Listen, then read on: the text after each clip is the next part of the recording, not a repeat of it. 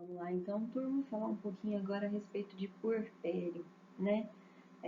A maioria das pessoas, bom, primeiramente, bom dia, boa tarde, boa noite.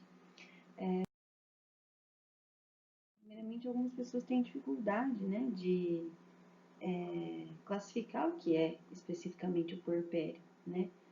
Qual que é o período compreendido, né, por essa fase. Então, nessa suma, né, mesmo de tudo que a gente já viu aí durante as nossas aulas de obstetrícia, a gente vai relembrar, né, alguns aspectos fisiológicos e patológicos do puerpério, porque a gente precisa separar essa fase e dar uma importância especial para ela, tá? Basicamente, o puerpério é um processo fisiológico, tá?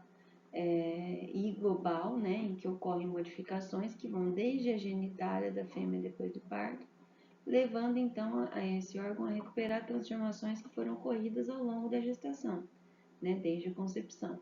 E aí só então ela vai atingir tamanho, posição e adquirir novamente capacidade reprodutiva, tá? Então, o período de puerpério é desde que ocorre o parto, né? Então inicia ali logo no início da tentativa de eliminação dos restos placentários e vai até o momento em que a vaca efetivamente atinge a sua capacidade reprodutiva fisiológica novamente, tá? Bom, de uma forma bem sistemática, a gente pode dividir esse puerpério em três fases, que são três fases muito bem definidas, tá? Então, existe o período puérpera propriamente dito, né, que é logo assim, que se inicia, né, a expulsão fetal e vai, então, do dia 7 até o dia 14 pós-parto, né, ou seja, são as 2 primeiras semanas do pós-parto. O segundo período, que a gente chama de período intermediário, né? É o período que compreende a partir do 15º dia, né? Até o momento em que aumenta a sensibilidade hipofisária aos estímulos do GnRH e ocorre então a primeira ovulação naquela fêmea, tá? Depois do parto. Então a duração desse período, como vocês devem imaginar por essa descrição, ela é variada, né? Porque a gente sabe que esse restabelecimento, né, nos estoques hormonários e o aumento da sensibilidade da hipófise, né, para reorganizar aí aquela comunicação hipotálamo hipofisária guanadal demora um tempo e isso está relacionado intimamente com fatores nutricionais, né, com fatores hormonais, a condição física geral desse indivíduo também, né, presença de alguma doença infecto-contagiosa ou qualquer que seja a enfermidade, tá? Então, isso atrasa essa primeira ovulação, então faz com que esse período intermediário, o segundo período, seja mais amplo, né? Então, como eu falei, né? Se a gente tem, por exemplo, um parto distóxico, né? A gente provavelmente vai ter um aumento desse período intermediário, um outro exemplo. E aí depois a gente parte para o terceiro período, o chamado período pós-ovulatório, né?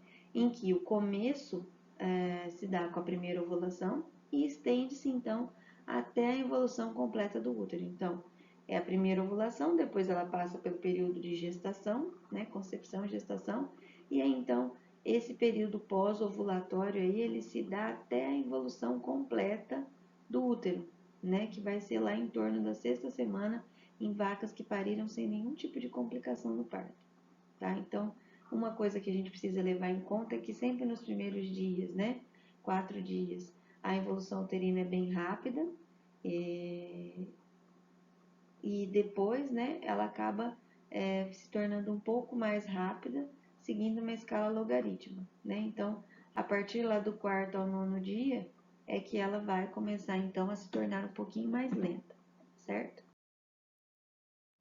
Bom, nesse período, né, por ter essa série de modificações especiais aí, então ele acaba predispondo a fêmea a algumas patologias, né, e dentre elas a gente pode citar a retenção de anexos fetais, a paresia puerperal, as distocias, os prolapsos, algumas infecções uterinas graves, né, cistos ovarianos, cetose, anestro, lesões neuríticas, complexo metrite agalaxia e ainda, né, em função dessas enfermidades que podem estar cometendo aí a fêmea, principalmente agora falando em éguas, né? Se a gente tem uma metrite crônica, normalmente a gente vai ter uma laminite associada e que é característico desse período aí de puerpério nessas espécies, certo? Bom, de uma forma geral, e agora falando da vaca, tá? De um ponto de vista zootécnico bem simples e prático, a eficiência reprodutiva da vaca ela está contida na eficiência que esse animal passa pelo período de puerpério, né? Por quê? Para uma vaca ser eficiente, ela tem que produzir o máximo que ela pode durante a sua vida útil. A gente já falou nesse aspecto, né? Dentro desse tema. E aí, então, o melhor índice que a gente tem para avaliar seria o intervalo entre partos, né? O tempo entre um parto e o outro parto, tá? Como que a gente calcula o intervalo entre partos? É o período de serviço mais o período de gestação, variável fixo, né? Que a gente coloca ali em mais ou menos 280 dias, tá? O intervalo entre partos ideal é em torno de 365 dias, quer dizer, um ano, né? Então, quer dizer, eu vou ter em torno de 87 dias para emprenhar essa minha vaca, tá? No Brasil, a nossa realidade é que isso ocorra em torno de 20 meses, tá? E a tradução dessa realidade para nós é que a gente tem menor quantidade de bezerros sendo produzidos, menos leite sendo produzido e um menor, certo? Então, sobre puerpério, a gente realmente tinha pouquinha coisinha para discutir, até porque a gente já foi falando disso, né, em vários momentos durante a nossa disciplina. Pessoal, então, bom trabalho para vocês, bons estudos. Vai ficar uma atividade no final dessa aula. Espero que vocês consigam responder com tranquilidade. Caso não, estou à disposição para tirar as dúvidas. Aguardo vocês na próxima oportunidade. Um abraço e até mais.